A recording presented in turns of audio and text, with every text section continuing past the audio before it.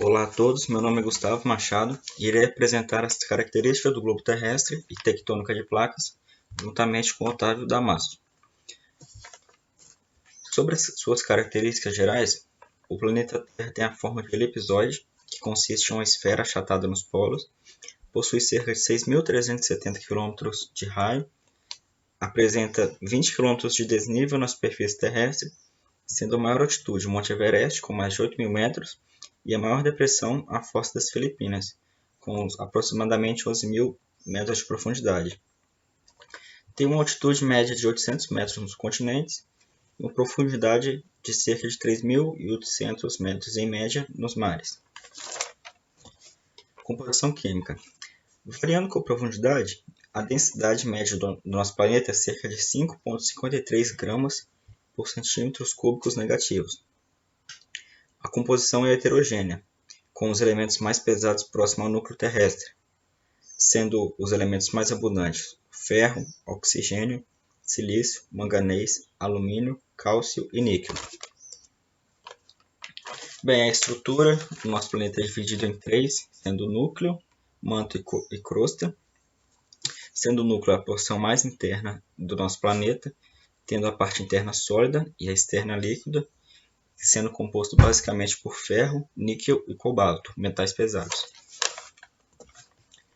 O manto é a camada mais espessa, constituído basicamente por silicatos magnesianos ou sulfetos e óxidos.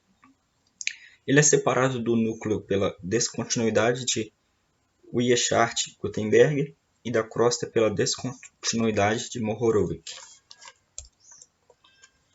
A crosta ela é a zona mais externa do nosso planeta, tem uma espessura média de 35 km e é composto quimicamente por oxigênio, silício, alumínio, ferro, magnésio, sódio e potássio. Sobre a temperatura, a temperatura aumenta de acordo com a profundidade, por conta do núcleo superaquecido, superquente. Denomina-se grau geotérmico a profundidade em metros que é necessária para aumento de 1 grau Celsius. O grau geotérmico varia em cada região, mas em média no todo o planeta adota-se 30 metros como média. Bom dia, meu nome é Otávio. Eu vou dar continuidade na matéria falando sobre a teoria da deriva continental. Bom, ela foi desenvolvida por Alfred Wegener e ela tem base no pensamento em que os continentes eram todos acoplados, todos juntos formando um só, que foi dado o nome chamado de Pangeia. Bom, e essa Pangeia, ao longo de muitos e muitos anos, ela foi rompida, foi separada, dando a formação dos continentes, que no caso seriam os continentes atuais. Bom, e para evidenciar, para argumentar essa teoria, Wegener ele traz um ponto que é o ajuste dos continentes, o ajuste aparente dos continentes, que tem a relação entre as formas das bordas, o formato do continente, em que um encaixa no outro, trazendo um aspecto de quebra-cabeça. Ou seja, a borda de um continente ela encaixa quase perfeitamente na borda do outro continente, do outro lado do oceano. Ele também trouxe a correlação dos fósseis, que durante o estudo dos fósseis foram encontrados nas pedras os fósseis semelhantes ou de mesma animais de mesma raça de espécie dos dois lados do oceano, ou seja, um animal que viveu um lado e do outro do oceano. Como seria possível atravessar o oceano? Aí foi nessa que ele desenvolveu argumentou a teoria que com os continentes sendo juntos, os animais teriam uma região de habitação e com a separação dessa a separação dos continentes, um pouco de animais ficou de um lado e um pouco ficou do outro lado do oceano. como por exemplo na América do Sul e na África do Sul. Tem sinais de fósseis em pedras de animais da mesma raça. Correlação de rochas e cadeias montanhosas. Bom, com a ruptura da Pangeia, bem provavelmente as rochas e cadeias montanhosas também foram rompidas, e cada uma para o seu canto, mais ou menos assim. Então, de um lado e do outro lado do oceano, eles encontraram rochas e montanhas com características idênticas e de mesma idade, ou seja, formadas na mesma época e com elementos químicos e nutrientes semelhantes e idênticos. E também tem a correlação da paleoclimática, que é um mistério, meio que um mistério, que, por exemplo, foi encontrado carvão na região fria. Mas como o carvão não se forma na região fria? O carvão, ele para se formar carvão mineral, ele precisa ter alta temperatura e pressão. Portanto, é impossível se formar em região fria, pela questão de alta temperatura. Ou seja, ele pensava que, como os continentes se locomoveram,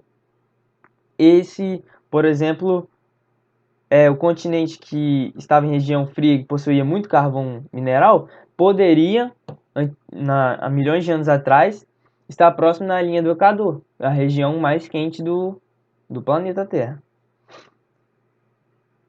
E também foi encontrada provas de glaciação em regiões quentes, ou seja, talvez o continente que está hoje em região quente, ele há milhões de anos atrás, eles estavam próximos dos polos, ou seja, regiões de baixíssimas temperaturas de glaciação.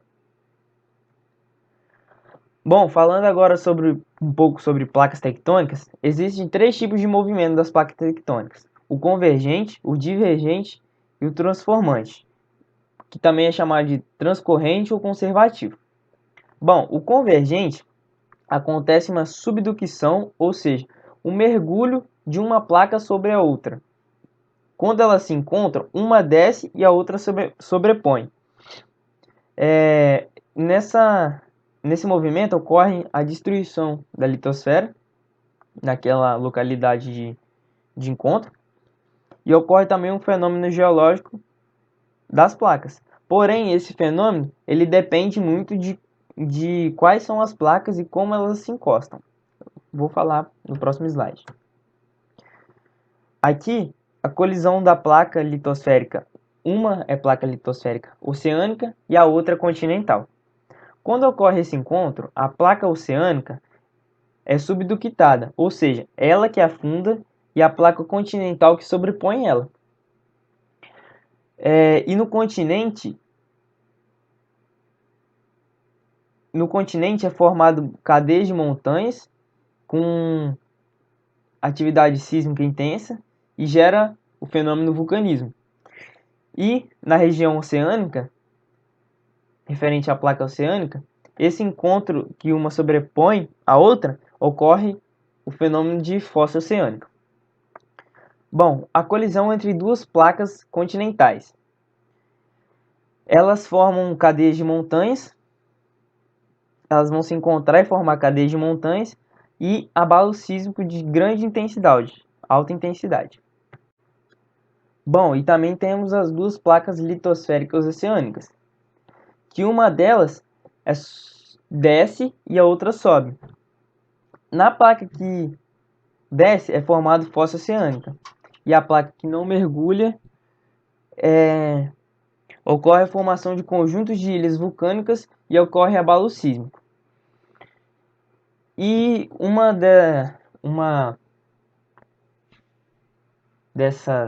exemplo dessas placas é a placa da união entre a América do Norte e a América do Sul, onde forma a América Central, que é aquele conjunto de ilhas com característica vulcânica. Bom, movimento divergente. No movimento divergente, as 2 placas litosféricas se afastam, ou seja, ocorre uma expansão do fundo do oceano e também ocorre vulcanismo. Nessa movimentação, pode ocorrer fragmentação de um continente e o aparecimento de outro oceano ao longo de milhões de anos. Ou seja, as placas se afastam, rompendo uma parte do continente, e nessa parte do continente eles vão se afastando e no meio vai formando um canal onde se forma outro oceano ou um braço do oceano, algo do tipo. E ela também pode criar terremotos, tsunamis e maremotos. Agora, já na movimentação transformante ou conservativa, não ocorre nem o afastamento nem a sobreposição de uma placa com a outra. Essa movimentação faz com que as placas deslizam lateralmente, uma em questão oposta da outra. Ou seja, uma desliza para um lado e uma desliza para o outro lado. Essa movimentação pode ocorrer lentamente, sem abalos sísmicos, ou pode ocasionar intensos abalos sísmicos. Bom, destacando alguns pontos relevantes, o Brasil se encontra sobre apenas uma placa tectônica, por isso não há ocorrência de aparecimento de vulcões e abalos sísmicos. E essa placa, ela é chamada de placa sul-americana, ou placa da América do Sul. Dentre todas as placas, que são muitas, temos algumas principais. Dentre elas são a placa do Pacífico, a placa de Nazca, a placa sul-americana, que é onde o Brasil fica, a placa norte-americana, a placa africana, a placa antártica, a placa indo-australiana, a placa euroasiático ocidental, a placa euroasiática oriental e a placa de Filipinas. Essas são as principais placas do planeta. E obrigado pela atenção, essa foi a nossa apresentação.